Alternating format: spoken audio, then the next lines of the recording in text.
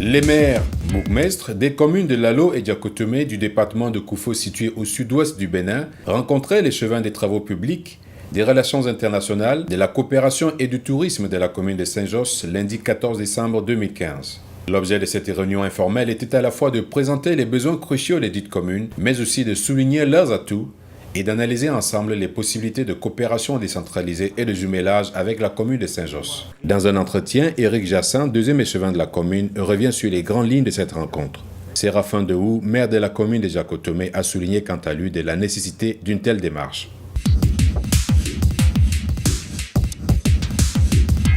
Après avoir pris part à la conférence de Paris sur le climat, la COP21 qui a eu lieu à Bourget près de Paris du 30 novembre au 12 décembre 2015, les deux maires des communes de Lalo et Diakotomé, respectivement William Fankbeji et Séraphin Dehou, étaient en déplacement à Bruxelles où ils ont rencontré Éric Jassin, échevin de la commune de Saint-Josse en charge des travaux publics, des relations internationales, de la coopération et du tourisme. 4 mois après la prise de fonction dans leurs communes respectives, peuplées de 120 000 habitants pour la commune de Lalo et de 134 000 pour celle de Diakotomé, le constat des besoins criards de la population que les jeunes maires élus est accablant. Conscients des moyens limités mis à leur disposition par le gouvernement ainsi que du peu de moyens propres de chaque commune, ils ont décidé de tourner leur regard vers l'extérieur pour d'éventuels partenariats en vue de relever les nombreux défis. En rencontrant le deuxième échevin de la commune de Saint-Josse, les jeunes maires sont allés droit au but et ont exposé leurs multiples besoins d'appui dans les domaines de la santé, de l'éducation, de l'agriculture, l'informatisation de la municipalité, etc. Aujourd'hui, l'État béninois a décrété la gratuité de l'enseignement. Ça fait que du coup, l'enseignement primaire, même au secondaire. Et ça fait que du coup, les parents ont envoyé massivement les enfants à l'école. Les conditions d'accueil, c'est-à-dire que les infrastructures scolaires et les équipements qui sont là ne permettent pas d'accueillir vraiment tous les enfants. Et ce qui fait que dans certaines de nos écoles là-bas, les enfants s'asseyent même à même le sol pour étudier. Donc c'est des situations vraiment très très très difficiles. Donc du coup nous sommes vraiment dans le besoin des partenaires qui pourraient nous accompagner pour la construction des modules de classe et puis l'équipement. Bon, maintenant dans le domaine de l'état civil de la population, il se fait qu'aujourd'hui nous n'avons pas encore la maîtrise, des naissances.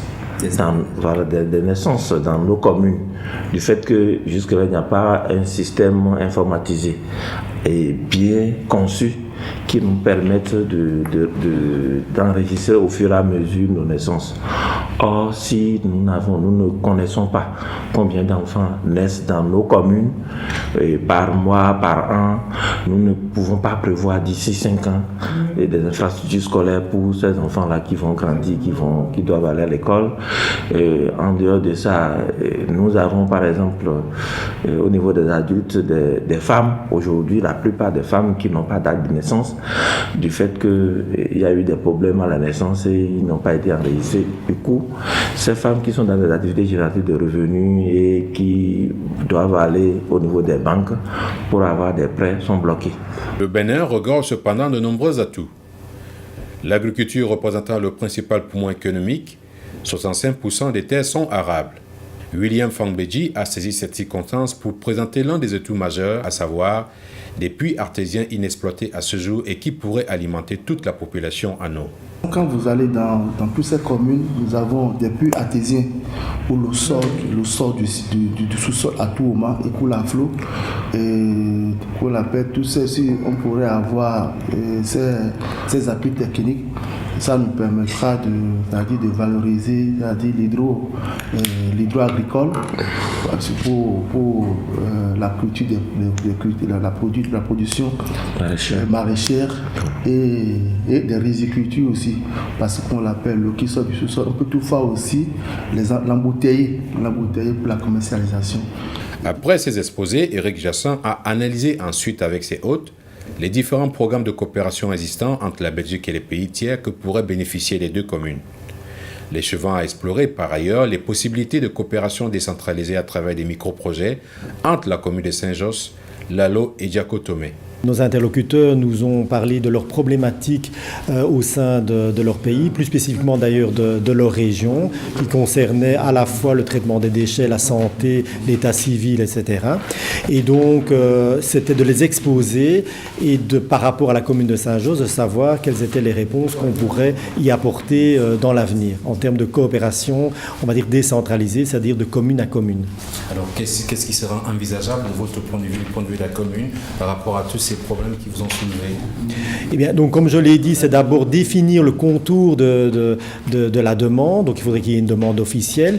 Essayer, bien évidemment, de pouvoir avoir des interlocuteurs béninois présents en région Bruxelles-Capitale, sous forme d'associations ou d'associations de fait, et de mener avec elles, avec ces associations, avec ces habitants, des projets concrets qu'on pourrait réaliser au Bénin, tout en sensibilisant, évidemment, notre population tenaudoise ici au sein de notre municipalité.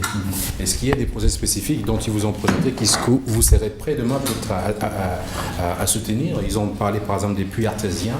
Je pense que... Alors au niveau en tout cas des puits artésiens, moi je pense qu'il y a quelque chose qui est possible puisqu'il faut savoir que Vivaquois à travers Hydrobru subventionne des projets au niveau international. Donc il faudrait se renseigner pour savoir si évidemment le Bénin est un pays éligible, mais vu les difficultés entendues par mes interlocuteurs au cours de cette réunion, ça me semble assez évident que le Bénin soit éligible. L'état civil, je pense que, comme je l'ai dit, le KI Coopération internationale communale au niveau fédéral subventionne un programme à ce niveau-là en République démocratique du Congo. Donc on va voir ce qui existe déjà et peut-être de pouvoir évidemment leur transférer cette information. Et puis il y a la dimension sociale qui, nous, à Saint-Josse, nous intéresse évidemment beaucoup parce que ça fait partie évidemment de notre know-how. On est d'une population, vous savez qu'il y a une population très précarisée sur le territoire de notre commune auquel on a des réponses spécifiques et qui peuvent être partagées par un grand nombre de personnes, que ce soit en région Bruxelles-Capitale, mais même à l'étranger. Séraphin Dehou, maire de Diakotomé, revient sur quelques points saillants de cette rencontre et insiste sur l'importance de leur démarche auprès des potentiels partenaires européens. Explorer les opportunités de partenariat qui pourraient avoir entre les communes du Koufo et puis la commune Saint-Josse. Voilà. Et dans mes domaines, à savoir le domaine social, notamment la question de la gestion de l'état civil, et la question de la gestion de l'eau.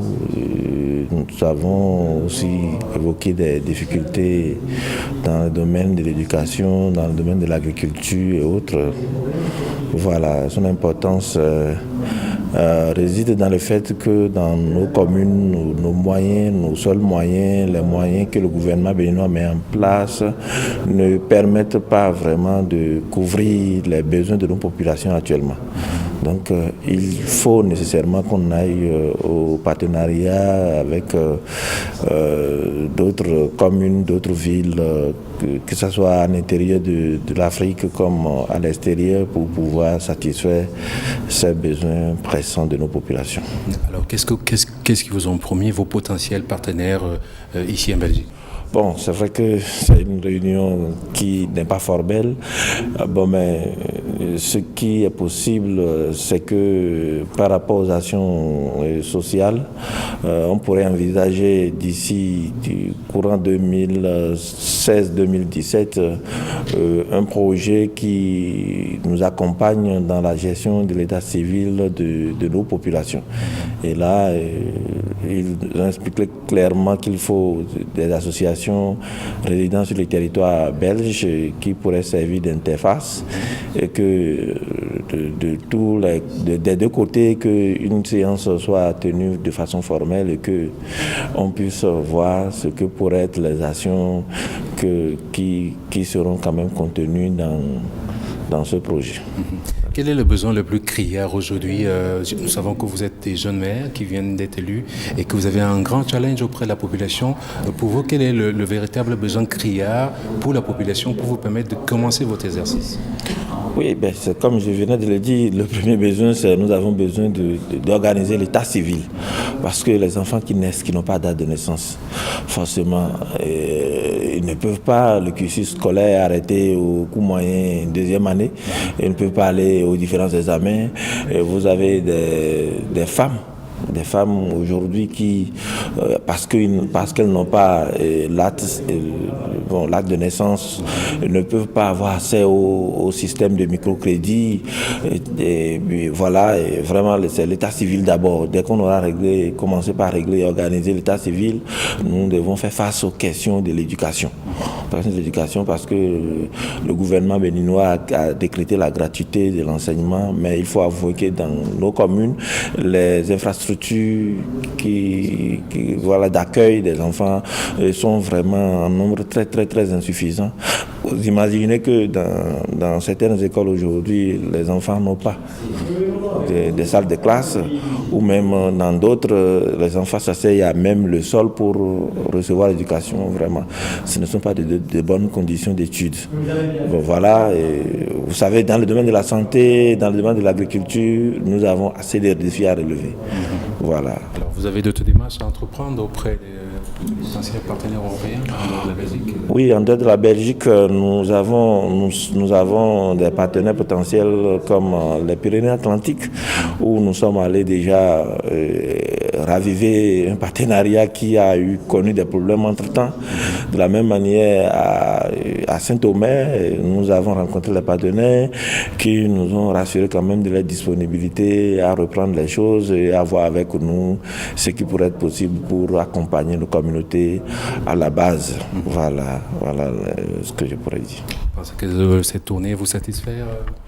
Ah oui, mais elle était vraiment indispensable parce qu'elle ouvre d'énormes opportunités en ce début de mandat. Ça nous permet de voir avec qui on peut faire quoi.